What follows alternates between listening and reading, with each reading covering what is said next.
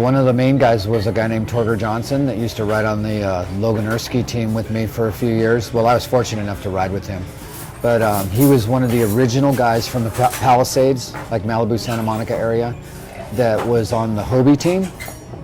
And he was a versatile skater that could not only skate streets and like bomb hills and skate the banks in the schoolyards, but he was also one of the first guys to ever skate an empty swimming pool.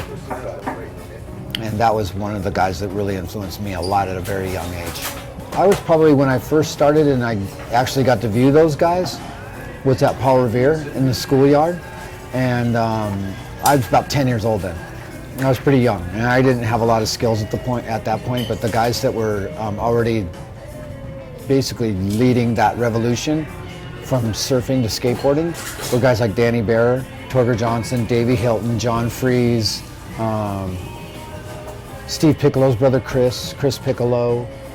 There was a bunch of guys that were like cutting edge, like surf skaters.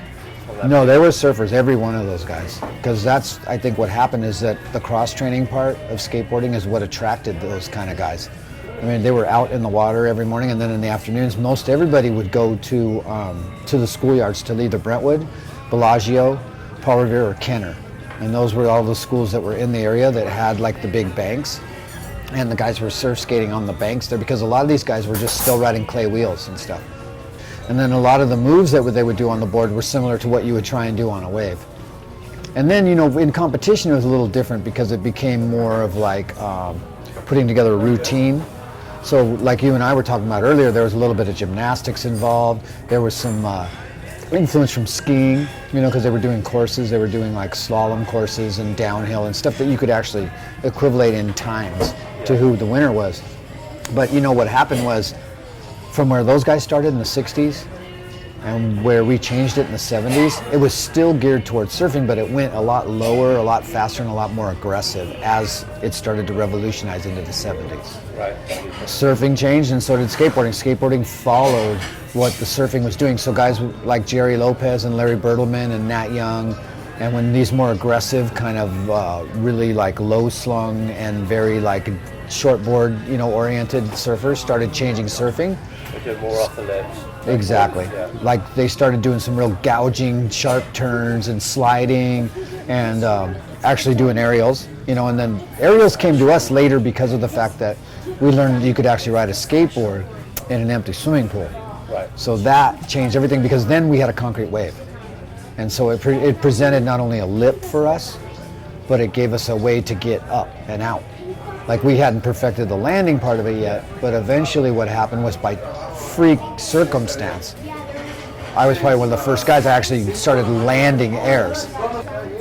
I'd say, you know, where it really started to form its own identity, I'd say was in the 80s. Like when that whole thing just blew up, you know, and it was like all super punk rock and everybody cut their hair, and then, you know, like everybody was wearing like leather jackets and holy denims and high top Converse shoes and all that. You know, guys kind of went away from the surf thing.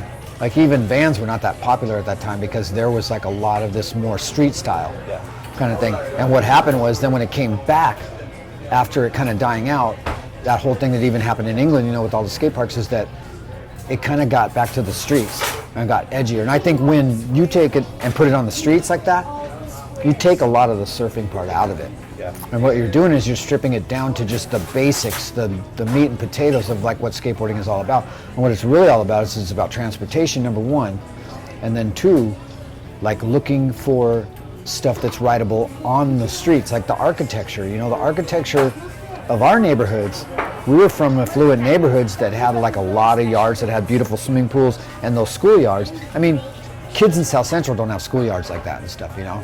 So what's happening is you're getting these kids, you know, coming out of the woodwork like Tommy Guerrero and like Nadas and like Mark Gonzalez, and then, you know, skating really started to change them because all of a sudden you've got these kids that not only are learning to ollie and use that as an extension of their skateboarding abilities, but are looking for spots that prior to being able to use that move to put themselves in situations that weren't available before, you've got a real street skater, you know. And I think the real street skaters, you got to give them credit. Those guys took it to the next level where surfing had never really gone in skateboarding before.